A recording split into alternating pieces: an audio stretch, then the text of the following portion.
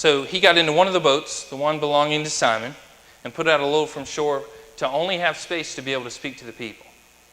So you think that's how many people are up on the edge of the shore, up on the edge of the beach, such that he doesn't have space to just stand back from them and being able to speak to them. It's an excited group of people that are now crowding him a little bit. So he gets in a boat and goes 5 feet offshore so that he can have sort of an amphitheater feel and start talking to them. Those present include those present in the image that we've used for a number of weeks as part of this sermon series. I want you to look at this picture.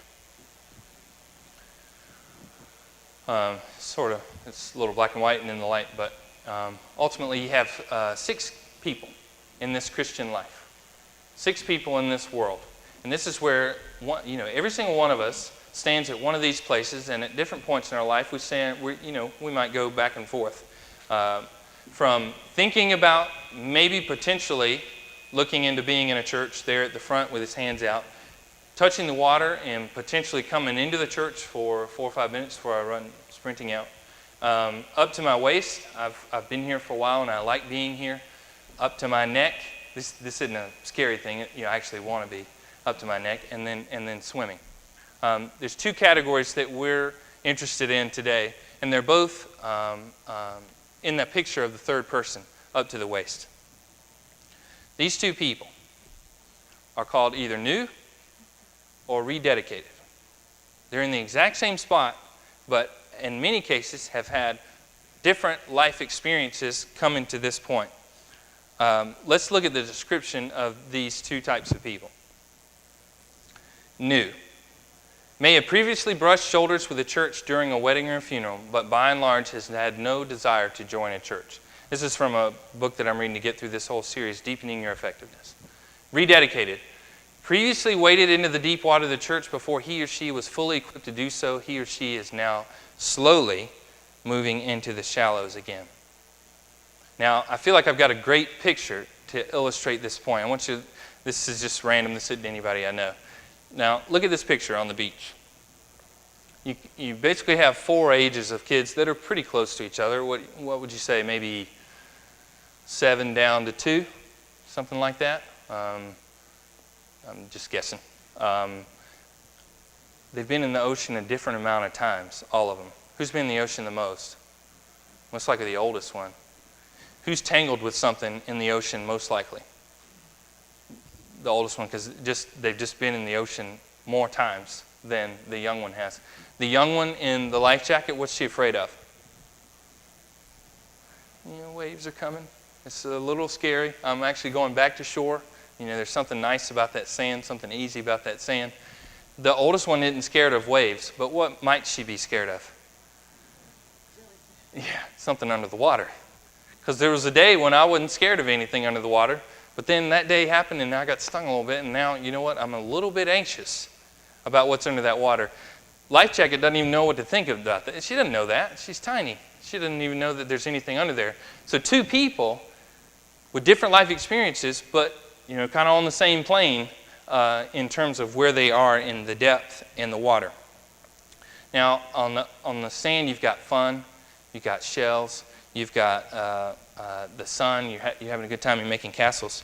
If you get in the water, there's some good things in the water, but there's also waves, salt in the eyes, and jellyfish. The process of moving too deep into the water starts innocently. Who starts it? When the 2-year-old's going a little bit deeper too fast, who starts it? 2-year-olds. I'm in. I'm going wherever you're going, because that younger one sees the older one, and there's rarely any fear there. I want to see it. But there's something about what happens. As you get a little salt in your eyes, you start to get a little bit anxious about that water. The same exact situation happens in the church, the author says, in terms of where people plug into the church and what happens to them when they do. He says, a new person in the church that's come a couple times and is interested asks this question: how can I fit in? The question they really ask to the people in the church is, how can I help? Now, if people in the church that have been in the church for a while and been doing a lot of the church stuff for a while, and someone says to them, "How can I help?" What do they do? "Oh, well, we'd like you to come to finance. That's once a month. We'd like you to be in the nursery. That's once a month. We'd like you to print the bulletins if you can. I know you've rarely even seen a bulletin, but we'd like you to now start printing them. We'd like you to be in charge of our evangelism." That's just for starts. We'll see how that goes. And you can add all that to a person that's fairly new, and what do they? They've just been stung by jellyfish. Out. Whoa! I thought it was. I thought the waves. These little waves were kind of fun. I'm just kind of getting in the water, and I just, something just zapped me, and I'm out of here. So the same exact thing this author claims happens in the church. We go too far, too fast. Now I want you to look at the next image.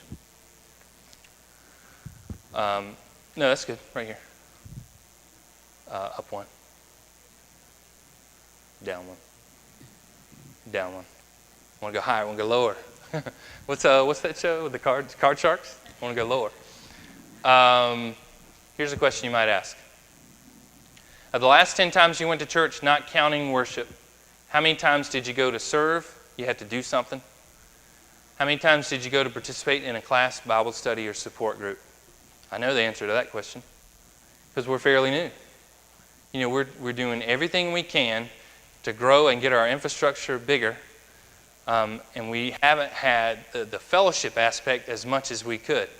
So I'm guessing when we've answered that question, we're answering the first one. Well, why am I going to church? Well, I'm on finance. Well, why am I going to church? Because I'm in the nursery today. It's just an interesting question to ask yourself if you're new to the church, if you're in the leadership of the church, if you're the minister of the church, to go too far, too fast.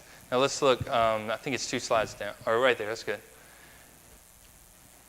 Now, as a minister, you might want to ask yourself this question. Of the last 10 church-related phone calls you made, how many were for the sole purpose, go up one more, sole purpose of talking about what God is doing in the life of the person you called? How many were to ask the person a task-related question or recruit them to serve on a committee or team?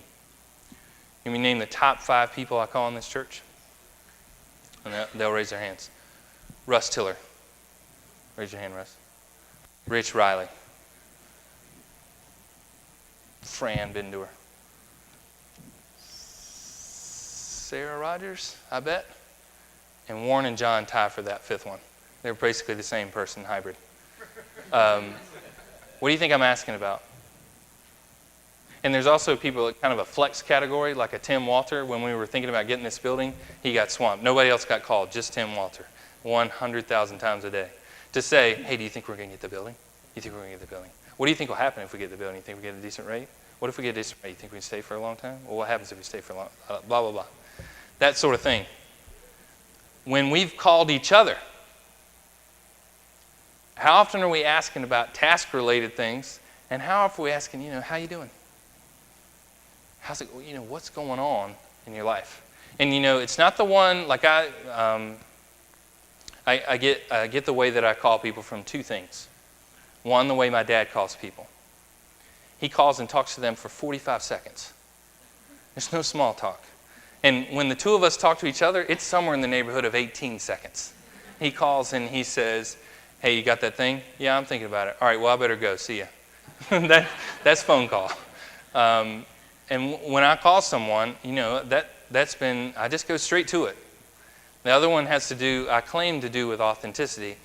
I'm not going to sort of ask you about your life so I can hurry up and get to the question. You know what I mean? How's that thing going? Oh, well, yeah, whatever. So are we getting into the building or not? I can't, that sort of thing. I'm going to see if I can improve that. It might lead to longer phone conversations, which Russ might, I don't know if Russ can take longer phone conversations. He's kind of the exception. How can we improve that?